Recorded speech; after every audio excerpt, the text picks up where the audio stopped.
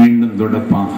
அந்த துணி இனிமேல் துடைப்பதற்கு பயன்படாது என்று வருகிற பொழுது பேச்சை நிறுத்துவான். எங்கள் தர்மலிங்கம் அப்படியே அழைச்சிட்டு கீழே வருவார். கடைசியில் அவருக்கு நோய் வந்தது. இது பெரிய கொடுமையானது.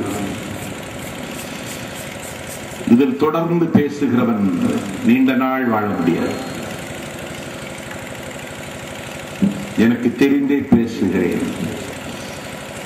அவருடைய உடலை பாதி மை தின்றது, மேதி நோய் தின்றது. தாம்பரம் சானிட்டோரியம் மருத்துவமனையில் பட்டுக்கோட்டை அழகிரிசாமி படுத்து கிடக்கிறார். அடைக்கல மன்னன் போய் அண்ணாவை சந்தித்து அரியமங்கலத்துக்கு தேதி வேணும்னு கேட்கிறார். என் லட்சியத்தோழன் பட்டுக்கோட்டை அழகிரிசாமி பாயில் படுத்து கிடக்கிறார், நோயில் விழுந்து கிடக்கிறார். அவனை பாதுகாப்பதற்கு வழி தெரியவில்லை. அவனை மீட்பதற்கு கழகத்தின் கருவூலத்தில் காசு இல்லை. என்ன செய்வதென்று தெரியவில்லை. அடைக்கலம். பட்டுக்கோட்டை அழகிரிசாமி அனுமதிக்கப்பட்டிருக்கிற தாம்பரம் சானிட்டோரியம் மருத்துவமனைக்கு அவன் பெயரில் 100 ரூபாய் மணி ஆர்டர் அனுப்பி, அந்த மணி ஆர்டர் அனுப்பி ரசீதை என்னிடத்தில் கொண்டு வந்தால் அரியமங்கலத்துக்கு உரையாற்ற வருகிறேன் என்று பட்டுக்கோட்டை அழகிரிசாமியை காப்பாற்றுவதற்கு அண்ணா 100 ரூபாய்க்கு பேசினார்.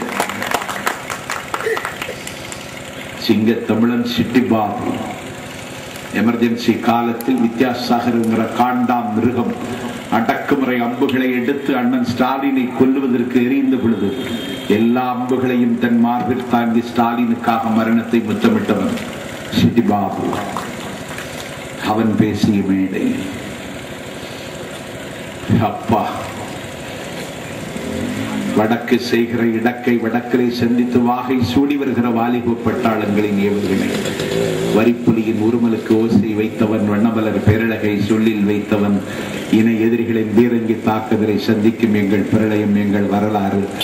வாலிப எரிமலை வைகோ பேசுகிற மேடை. குஷ்பு வடிவேலு.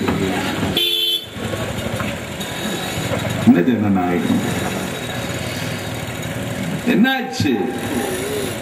வடிவேலு பேசினா ஜெயிச்சிருமா? அவன் அழகிரியை சீவி விட்டான். ஸ்டாலினை விட அந்த பேருக்கு கூட்டம். திமுகவில் ஸ்டாலினை விட வடிவேலுக்கு தான் செல்வாக்குன்னு அழகிரி காட்டணும்னு நினைச்சான். இதுதான் மோசமான குடும்ப அரசியல். ஜனநாயகம் அதற்கு முடிவு கட்டிவிட்டது.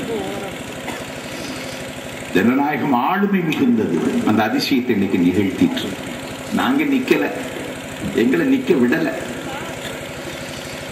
அதனால்தான் நிக்கிறோம். இன்னைக்கு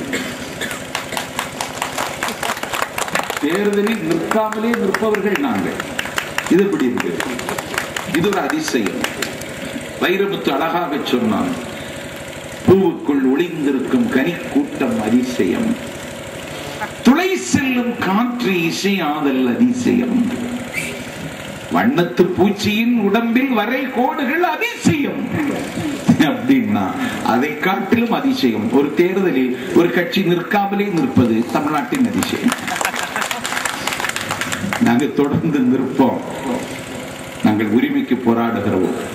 நாங்கள் ஜனநாயகத்திற்கு சிறகுகளை, ஜனநாயகம் வெற்றி சரித்திரம் படைப்பதற்கு எங்களை அர்ப்பணித்துக் கொண்டவர்கள். நாங்கள் நினைச்சதை நடத்தி இருக்கோம். இந்த தேர்தல் முடிவு அதைத்தான் உணர்த்துச்சு.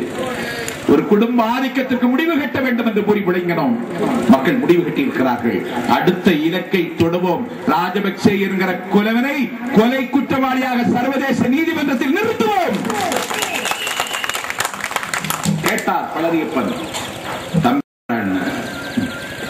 இருக்கிறார். அவரை எவனும் கொல்லவில்லை. அவரை கொல்ல பிறந்தவன் எவனும் இன்னும் இங்கே பிறக்கவில்லை. 6000 மைல்கள் நடந்து 10 லட்சம் குடிசைவாசிகளின் கையில் ஆயுதத்தை கொடுத்து எங்கள் மூங்கில் களிகளால் உங்கள் விமானத்தை வீழ்த்துவோம். சிட்டுக்குருவிகள் வல்லூர்களை வெல்லும், வெட்டுக்கிளிகள் யாரைகளை வீழ்த்தும் என்று வரலாற்றின் பக்கத்தில் முதலாக கொரில்லா யுத்தத்திற்கு சதை வடிவம் தந்த சரித்திர நாயகன் ஹோ சி மினை காட்டிலும் அவன் மகத்தான வீரர்.